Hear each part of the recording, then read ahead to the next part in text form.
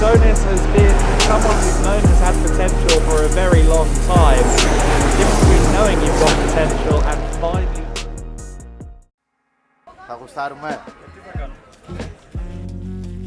We have just landed in Amsterdam. We are getting our rental car and we are going directly to Venlo and Raceway Vendrée for the first basically day of the EuroNASCAR GP Netherlands.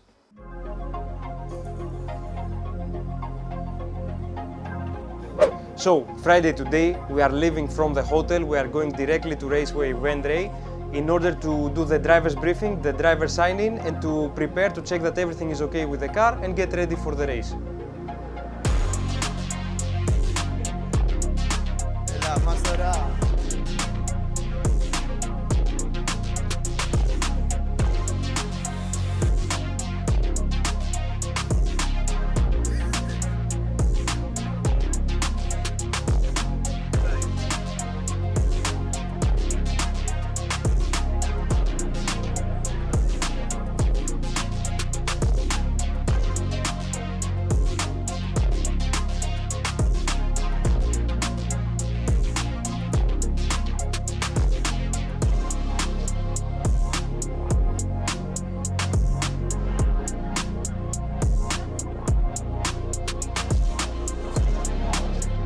So the briefing is over, but we have an extra briefing with the team regarding the run plan for tomorrow, for the qualifying sessions and the race, to see how we will set up the car and what basically tempo we will follow in order to have everything perfect. As you can see, we are here with the team owner, Marco Stip, and he's giving us basically some information because he has done the race before in the past with the EuroNASCAR in Raceway Vendrée. So yeah, we're exchanging opinions and we're trying to find the best solution for tomorrow.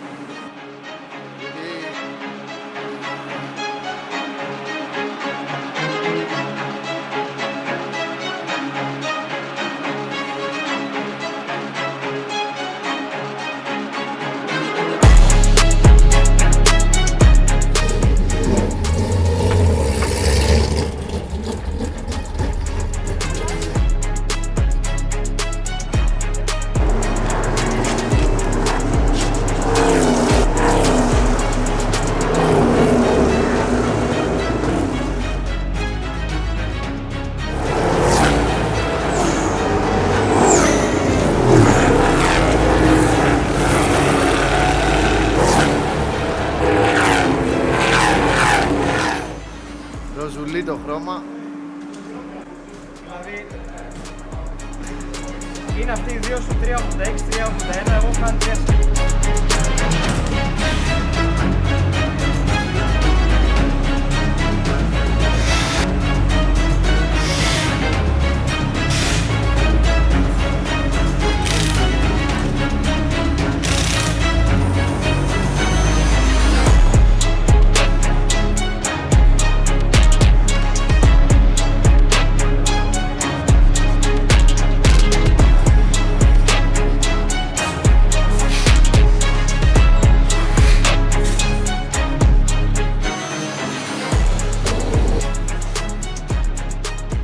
We are getting ready to do the qualifying of EuroNASCAR 2.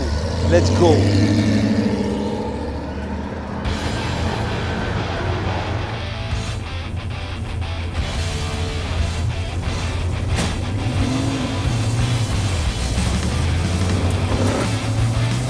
Said.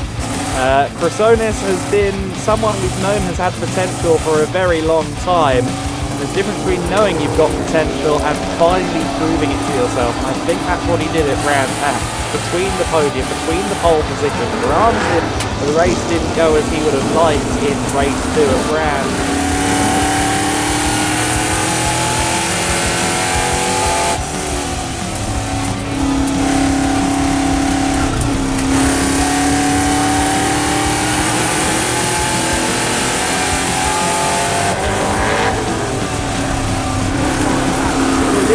Less than a blink of an eye in it. Across the line he comes for the second lap, and it is a 20.294 that remains his quickest time. His second lap was a 20.350, so he didn't quite find the pace on his second flight.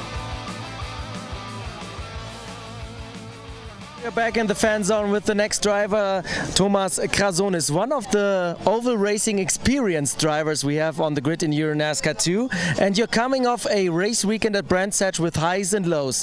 First podium ever, first pole position, then crashed out. But still, you gained a lot of momentum in this season, right?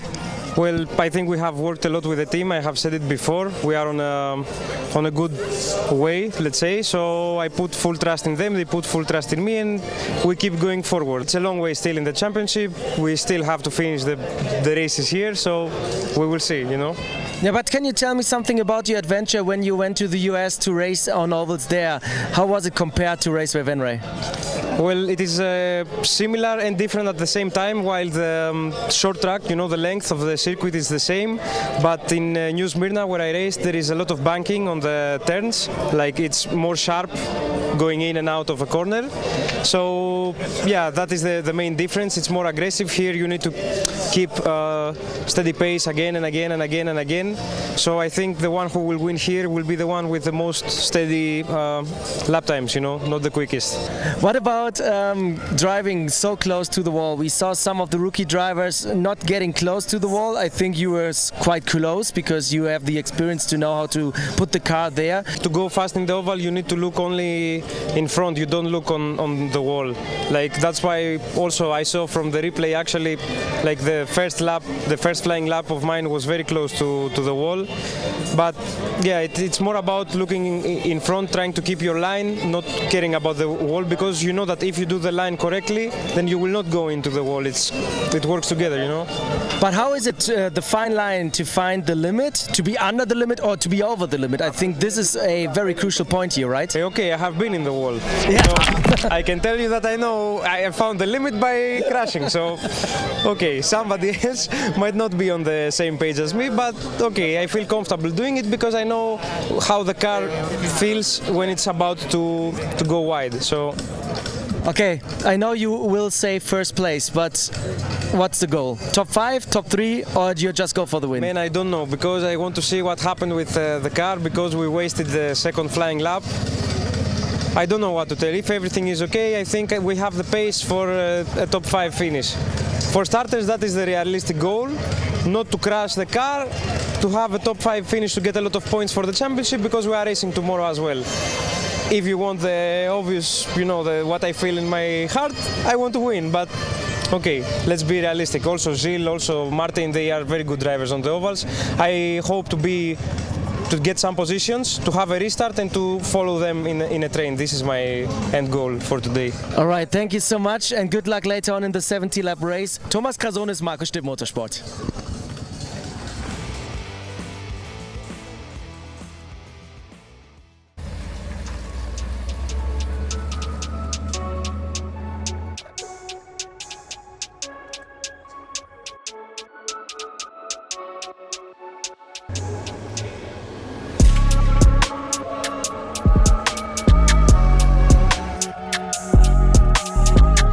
Εδώ σπρώχνουμε το εργαλείο, παιδιά. Μείναμε. See Thomas KRASONIS car, the number 46 Marko Stipp Motorsport entry.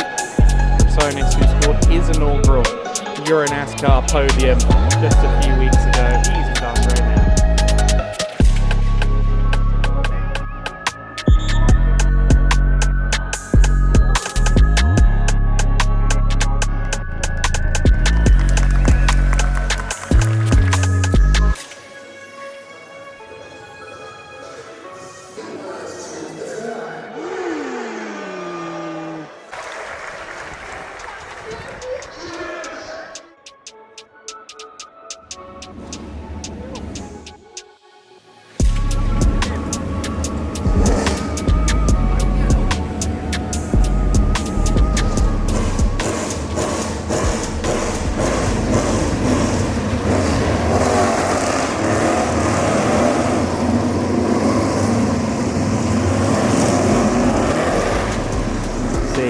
whether that proves to be the case on this occasion. In the next few moments, once he's in position, we will welcome Andre Biegold into the commentary box as well, of course. Andre has pretty much grown up here on this oval. He'll give us some valuable insights as the race goes on. A very, very interesting front row of the grid. Yes, the outside is the place to be. That seems to be the consensus. However, Tali Remigio Capelli could well get the elbows out, make sure he gets the lead from the inside of that front row. Will he make a lunge to the inside and to the lead as we go racing? The green flag waves. We are back at Ben Rye. We are racing in the NASCAR Wheel and Euro Series on an oval for the first time in 5 years. And look at that, Martin Dubek has 3 car lengths already. Linster on the high line around the outside for second place. Capelli stays low, has no choice but to stay low, of course, in this scenario. But he's made it work and he's got himself clear into second place. Ryan Vargas also taking the inside there. He's alongside Victor Neumann. They fight for 4th place, but Neumann getting a better run out of 2 there. He moves himself up to 4th place in the early going. Capelli made the inside work for him there in the early stages of this race. 2 laps in the books. We're into lap 3 of 70. If this stays green, it's going to go by very quickly, but that does feel like quite a minute, especially when going to lap traffic. Looks like Vargas is coming under a little bit of threat here from Thomas KRASONIS. KRASONIS again running well. It's starting to feel more and more familiar to see him in that top 5 region. 6th place at the moment. Linster though is slowing. Linster is slowing. He's dropped behind Davidson. What's happened there to Jill Linster as KRASONIS goes low, trying to find his way past Ryan Vargas. Jill Linster has dropped to 7th. He is going on to the apron and his race looks like it might be over. A disaster for the driver who sits 2nd in the standings. Oh, that's so unfortunate. He had a really good pace and out of the sudden he starts to slow down and now he's setting into the pit zone.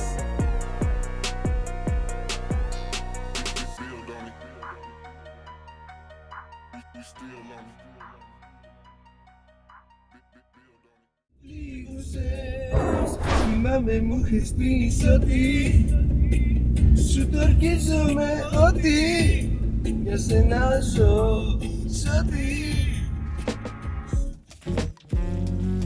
Hello everybody, Sunday today. Yesterday we had a very nice race for EuroNASCAR 2. We started from P8 and finished at P5. Today, as you can see, there is a lot of rain. It is tough situations for a race in the oval, but still we are ready. We will start free practice in a little bit and we will prepare for race 1 of EuroNASCAR Pro.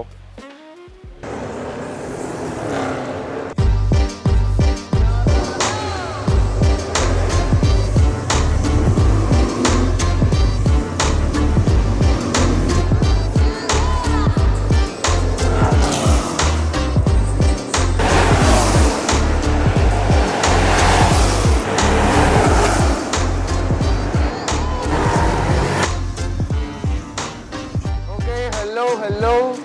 Hola, hola. Can you please introduce yourself and your role within the team? Yes, so I am with this team, Marcos team. I am from Spain, mechanic. I've been working for like 4 years about racing cars and also street cars mechanic.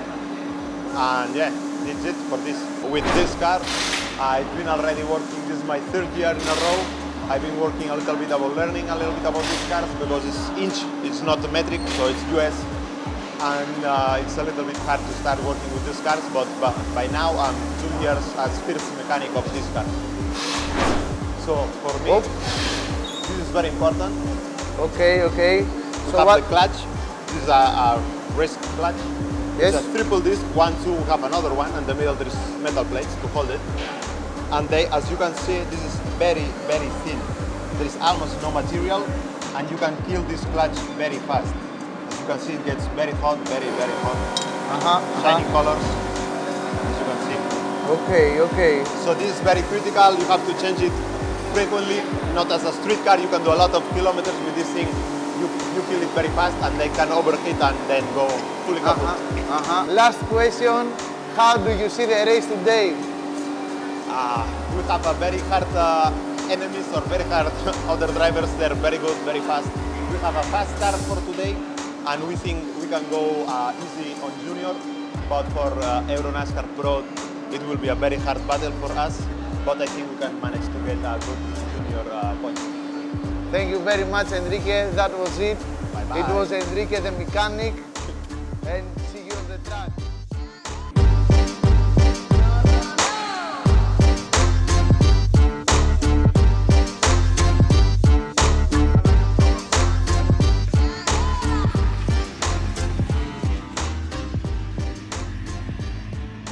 Hello, my name is Chris Lehman. I'm the team manager for Markus Sipp Motorsport and also I'm the spotter for Thomas on the 46 in both classes. So yeah, it's a double duty I'm doing for that. With Markus Sipp, it's 5 years now. I started working in 2019 and with Thomas, it's the second year running now that we are working together as driver and spotter. Well, during a race, it works pretty straightforward, I would say. In most races, it's about the race control, because I have race control on my radio and I need to transmit the messages to Thomas, everything that's important to him and concerns him. And at the same time, I need to advise him what's happening around him, especially now that we're here at the oval track. I need to be his eyes, his mirrors. So yeah, here we talk a lot more because he needs to know where the cars are around him, and so we have a constant exchange all over the lap. Well, let's say the driver's input influences me because I need to do what's best for the driver. So I need to put myself aside and I need to do what's best for Thomas. So if he tells me he needs a clear communication in one specific way, I need to adjust to the driver and not the other way around. So that's very important because in the end the driver needs to be comfortable, and I think that's the key in our relationship. Okay, and last question, what are the expectations for the upcoming race? Well, the expectation is clearly to keep going for the top fives, possibly even the podium. I think we've had some good runs recently and Thomas has been on very good form. Also, he's proven to be a fast driver around the ovals. He's got plenty of experience, so I really hope we can go for the top five and for the podiums. Okay, Chris, thank you very much. We are waiting for the good results, we hope. Thank you. Thank you very much. So, everything is ready. The car has been checked. We have no issues whatsoever with our car. The setup is perfect. We are ready for EuroNASCAR Pro qualifying.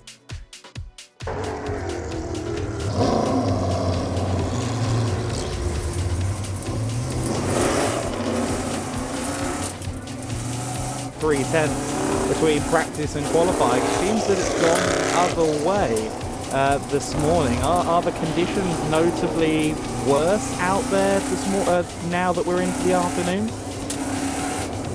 Sorry, the last thing I didn't get the question. Sorry. Technical issue. Are the conditions worse now that we're into the afternoon? No, I think the conditions are really good. The track is dry. There are here and there some patches, but I don't think they have any impact. So it's dry, it's perfect. It's a little bit cooler than yesterday. I think that helps.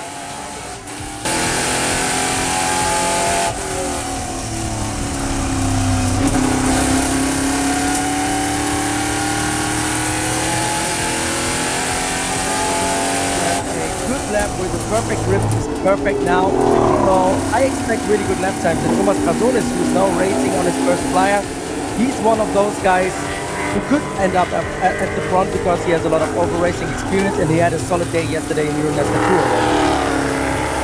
He did, and he looked very committed through 3 and 4 as well. This to me looks like a much quicker lap than anything we've seen so far in this qualifying session. It's passing the eyeball test and the stopwatch test. A 20.145 for his first flying lap. You could see the commitment through 1 and 2 on that first flyer and again through 3 and 4. on this second and final flying lap. Is it an improvement? Is it perhaps even a 19? Let's see as the stopwatch stops. It's a 20.067 for KRASONIS. That's a new benchmark. So, the qualifying has just finished.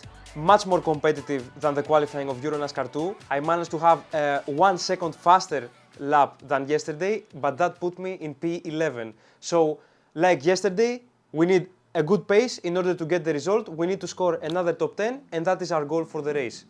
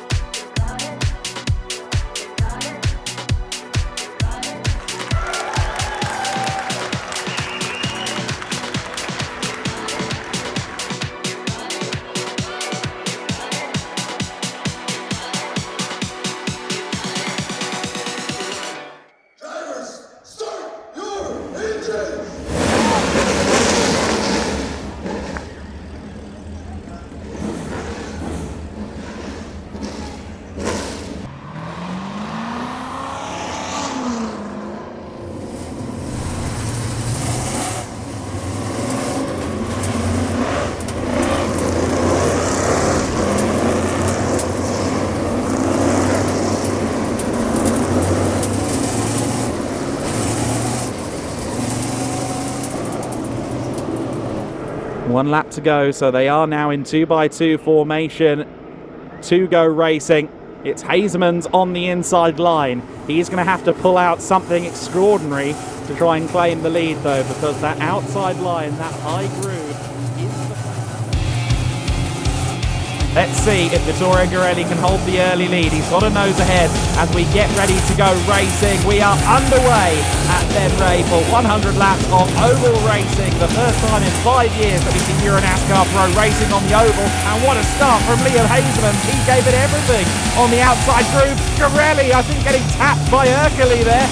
Urkeli in turn folds down on Paul Ducrot. A chaotic first lap of the race. And it's a first lap that's led by Liam Hazeman. Hazeman's leads then.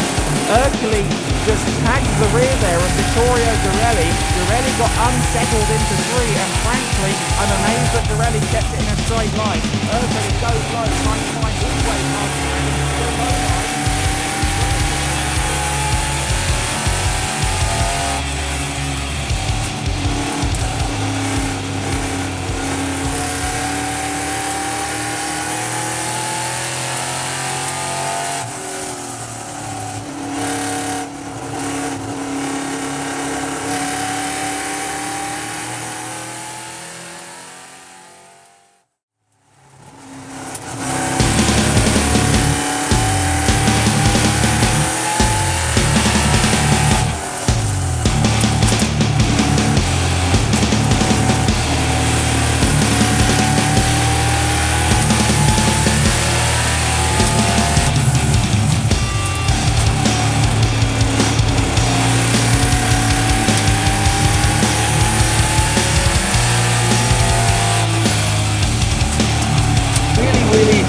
Quite the start of Hazeman that we saw. We have known going a little bit sideways, but we had caught the car as well. So it's an interesting start to this 100-lap race with Hazeman leading for the first time ever in his career on an oval ahead of Urkeli and Girelli. Vargas in fourth, and I think we are off to an amazing oval race here at Raceway Ben Ray, because we have plenty of battles on the full grid, on the full field. So this is going to be an exciting one to answer the question you had earlier when you put me in.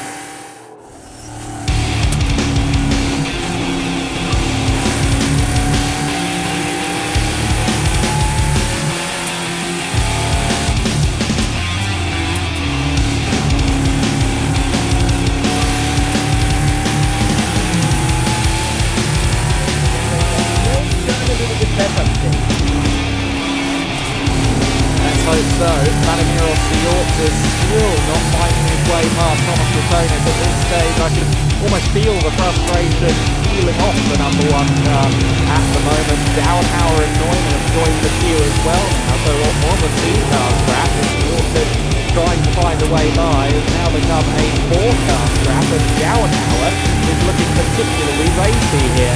He lauded the promotion team's efforts, of course, promotion having not raced here previously, and inside there looks disappointing.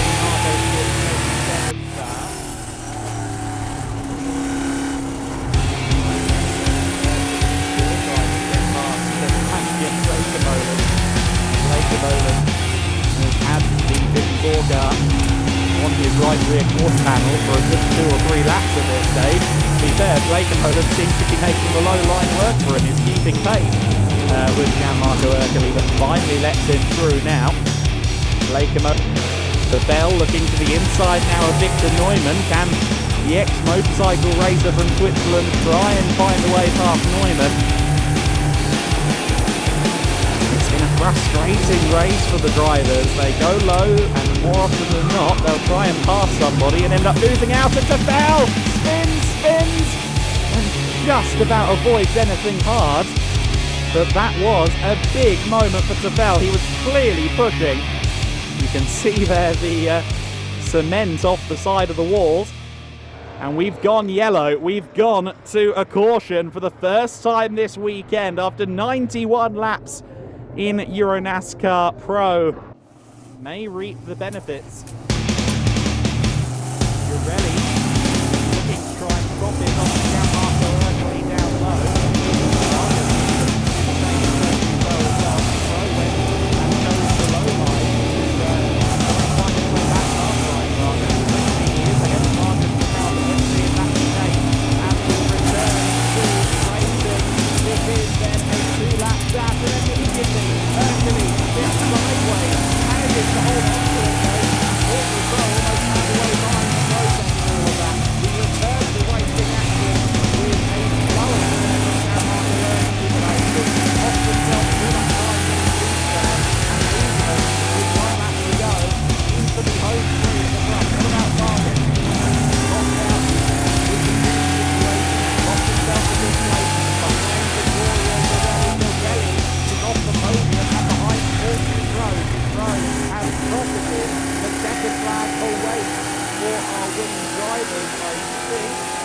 Should have come out that sign. In fact, no, the race has been extended to 103 laps. That information has only just come through to me, I'm afraid.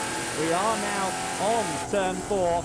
The checkered flag will await him now, and he claims his first ever EuroNASCAR win on an oval. Moreover, he claims his third win of the season. Liam Hazeman's really does something special. Andre. And I found the next discussion. We have a lot of tempers flaring at the moment after an intense race. We saw an amazing battle, but you were unhappy with Vladimiros, or he was unhappy with you? No, it's confusing because you cannot understand what we are saying. It was just the look in your face. No, I'm just confused. I asked him why he chose to go low and why he stayed behind the 27, because I thought the 27 was behind. For me, free position, you know, I went up, I took it. There's no problem with Vlad. I just tried to understand what happened. He was angry, so all good with us. You know. But we have the choose rule, so you have to choose which lane you want. I was going high. I had the problem, like from the 20th lap approximately, the power steering broke, so I couldn't drive any faster. I said I will stay high the whole race. Whoever can pass me can pass me. The rest can stay behind. That was it.